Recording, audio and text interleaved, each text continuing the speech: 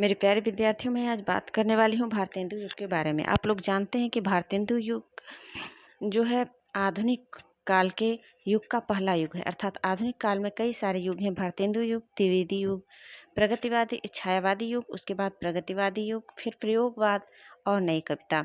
तो हम बात करेंगे भारतेंदु युग के विषय में। भारतेंदु जी को आप लोग जानते हैं कि भारतेंदु जी का जन्म 1850 में हुआ और मृत्यु 1885 में हुआ। ठीक, तो इनकी उम्र 35 साल रहती है। इनके पिताजी गिरधर गोपाल नाम से इनके पिताजी का नाम था और इन्होंने नहुस नामक नाटक की रचना की थी, इनके पिताजी यानी भारतेंदु जी की। और भारतेंदु जी ने बहुत सारे मौलिक नाटक, अनुदित नाटक लिखे। इनकी काव्य कृतियाँ बहुत सारी हैं, उपन्यास, निबंध, इतिहास ग्रंथ वगैरह इन्होंने लिखा।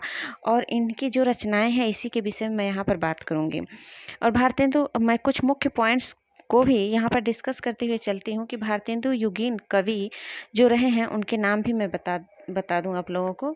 जैसे श्रीधर पाठक, लाला श्रीनिवास दास, गोपाल राम गहमरी और ठाकुर जगमोहन सिंह, प्रताप नारायण मिश्र, बद्री नारायण चौधरी, प्रेम घन इत्यादि ये लोग जो है भारतेंदु युग के लेखक रहे हैं।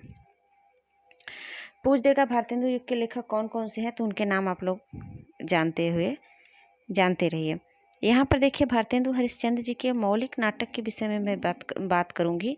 देखिए इनके मौलिक नाटक है वैदिकी, हिंसा हिंसाना, भवती चंद्रावली नाटिका, भारत दुर्दशा, अंधेर नगरी, सती प्रताप, विशिष्ट विस्मौषधम, नील देवी, प्रेम जोगिनी। इसके बाद अनुदित नाटक अर्थात जो अन्य भाषाओं के नाटक हैं उनको हिंदी भाषा में अनुवाद किए। कौन? भारतेंदु जी। भारतेंदु जी ने जो हिंदी भाषा में नाटकों का अनुवाद किया है उन्हीं को अनुदित नाटक कहा गया है। जैसे इनका अनुदित नाटक है विद्या सुंदर, धनंजय विजय, मुद्रा राक्षस, भारत जननी, रत्नावली, पाखंड विडंबन, कर्पूर मंजरी, सत्य हरिश्चंद्र और दुर्लभ बंधु। इसके बाद इनकी काव्य कृतियां हैं प्रेमाश्रु वर्णन है, वर नहीं रहेगा, यह इसको आप लोग बना लीजिएगा, प्रेमाश्रु वर्णन, इसको बना लीजिएगा आप लोग। प्रेमाश्रु वर्णन, प्रेम तरंग, प्रेम प्रलाप, एक प्रेम तरंग है और एक प्रेम प्रलाप है। फिर श्रृंगार सत्सई, मधुमुकुल, वर्षा विनोद, फूलों का गुच्छा, कृष्णचरित, तान लीला, प्रास समिरन, रामलीला, प्रेम माधुरी, उत्तरार्ध भक्तमाल, गीत गोविंदानंद, होली, राग संग्रह, विनय प्रेम पचासा, प्रेम फुलवारी, तन्मय लीला, प्रबोधनी, बकरी बिलाप। देखिए इसको यदि आप लोग ट्रिक से याद करने की कोशिश करें तो मैं आपको बता दूं कि भारतेंदु हरिश्चंद्र जी की जो काव्य कृतियां हैं, कई सारी काव्य कृतियां हैं, इसलिए मैं इसको ट्रिक से याद करा दे रही हूं कि इनकी काव्य कृतियों में प्रेम शब्द का कई बार जिक्र हुआ। जैसे प्रेमाश्रु वर्णन है। मान लीजिए यहाँ पर एक नायिका का आप लोग कल्पना करते हुए चलिए कि नायिका के हृदय में जब प्रेम का तरंग उठता है तो वो प्रलाप करती है।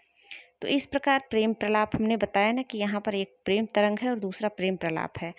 प्रलाप करती है यानी जब वियोग में उसके हृदय में प्रेम का तरंग उठता है, उसका नायक कहीं परदेश चला जाता है तो उसके हृदय में प्रेम का तरंग उठता है तो प्रलाप करती है, यानी अनावश्यक बातें मन ही मन में बकती है। उसके बाद उसके पास उसके आँखों में प्रेम का अश्रु प्रवाहित होता है। इस प्रकार प्रेम तरंग, प्रेमाश्रु वर्णन, प्रेम प्रलाप हो गया। फिर उस श्रृंगार सत्सई की रचना करती है। यहाँ पर याद करने के लिए यह ट्रिक मैं बता रही हूँ। फिर उसकी आँखों में जो आंसू बहता है वो वर्षा की भांति लगातार बहता रहता है। फूलों का गुच्छा वो बाल में लगाती है और कृष्ण जी के चरित्र को पढ़कर अपने ध्यान को भटकाने का प्रयास करती है। अर्थात अपने ध्यान को नायक के पास से हटाकर कृष्ण के चरणों में लगाने का प्रयास करती है। और वो दान करती है। कौन? नायिका दान करती है। प्रातः भगवान का स्मरण करती है, रामलीला देखती है। उसका नाम प्रेम माधुरी है, उस नायिका का नाम प्रेम माधुरी है। और उत्तरार्ध में वो भक्तमाल की रचना करती है, गीत गोविंदानंद नाम की बुक को पढ़ती है और होली का समय रहता है। अब आप लोग फिर से इस कहानी को इमेजिन करते हुए चलिए। होली के समय में जब नायिका यानी प्रेम माधुरी के पति घर वापस नहीं लौटता है, और लेकिन उसके हृदय में प्रेम का तरंग उठता है और प्रेम में वह प्रलाप करती है।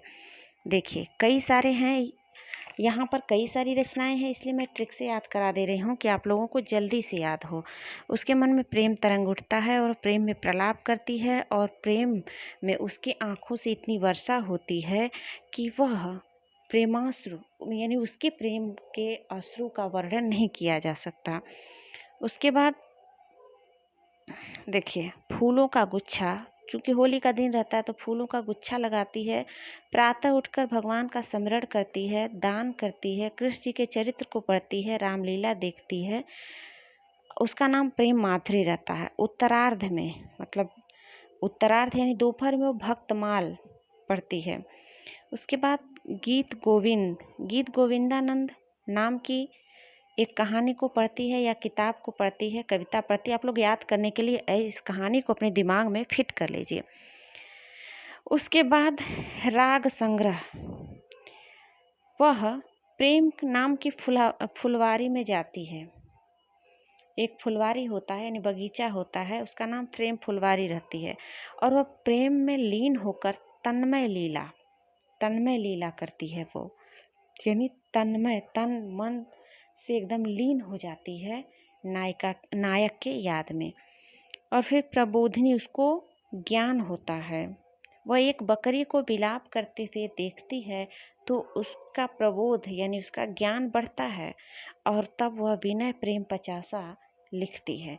इस प्रकार आप लोग याद कर लीजिए। देखिए इस ट्रिक को मैं पहले से बना कर नहीं रखी हूँ, मैं यहाँ पर पढ़ाते समय ही आप लोगों को बना के बता दे रही हूँ कि आप लोगों को याद करने में आराम मतलब जल्दी से याद हो जाए। आराम क्या, क्योंकि पढ़ाई के दौरान आराम की बात मत करिए, हाँ समय की बचत की बात करिए, क्योंकि कम समय रह जाता है जब पेपर यानी एग्ज़ाम जब पास आता है, करीब आता है तो समय बहुत कम रह जाता है। जितना जल्दी याद कर लिया जाए उतना ही अच्छा है। बहुत सारे पॉइंट याद करने पड़ते हैं, बहुत सारे मैटर याद करने पड़ते हैं और कितना भी ज़्यादा समय रहे समय कम ही पड़ जाता है। देखिए इनके मौलिक नाटक जो हैं यानी मूल रूप से इन्होंने जिस नाटक की रचना की, वैदिकी हिंसा हिंसा न भवति, चंद्रावली नाटिका, भारत दुर्दशा, अंधेर नगरी, सती प्रताप, विशस्य विस्मौसधम, नील देवी, प्रेम जोगिनी।